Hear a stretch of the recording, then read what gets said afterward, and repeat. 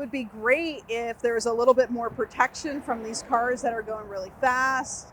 I'm walking with Corina Contreras on the main pedestrian route to the Grantville trolley station. Contreras is a policy advocate for the nonprofit Climate Action Campaign.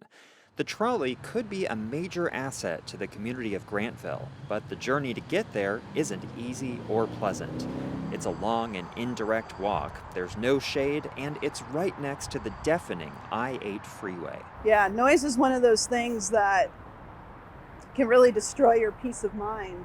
Grantville is a neighborhood that is rapidly densifying with new apartment buildings. Given how inaccessible the trolley is, it's not hard to understand why most of the new residents are dependent on their cars, and that translates to more traffic and greenhouse gas emissions. We could be making tremendous advances in renewable energy and reducing our greenhouse gas emissions from that sector. But if everybody is forced to drive because transit stations like this aren't well connected to the neighborhoods around it, of course our GHG emissions are going to keep going up. In fact, San Diego has been making big progress on renewable energy. Emissions from electricity fell by an impressive 27% in 2021, the most recent year with available data.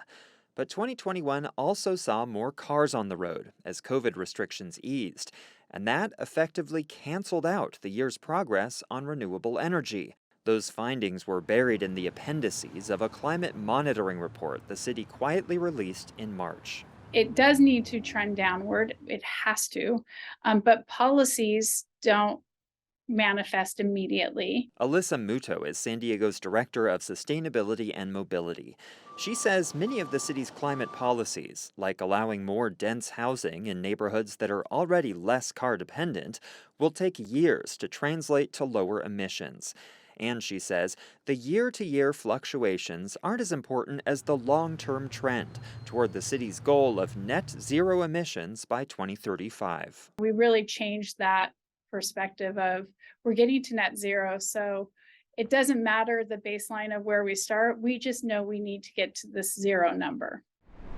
One of the latest efforts the city is taking to reduce emissions from transportation is the Mobility Master Plan. Muto says the city analyzed a host of data sources to identify projects and policies that will increase mobility while reducing emissions. We were able to identify a list of over 200 projects that if the city invests in those more near term will help to move us to provide more options that are safe and sustainable for our residents and visitors and businesses alike. But something the city's Mobility Master Plan doesn't do is identify projects that will increase emissions.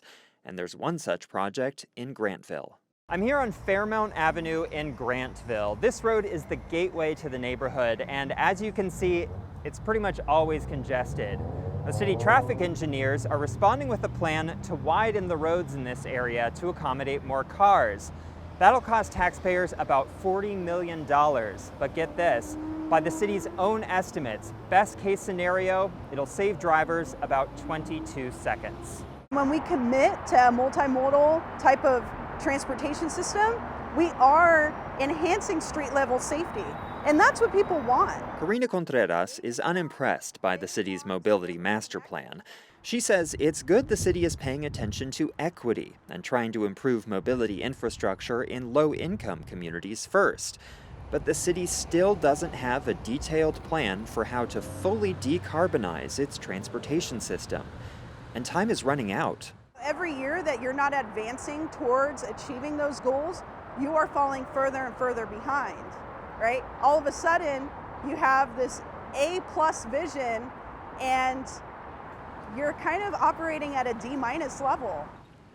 Andrew Bowen, KPBS News.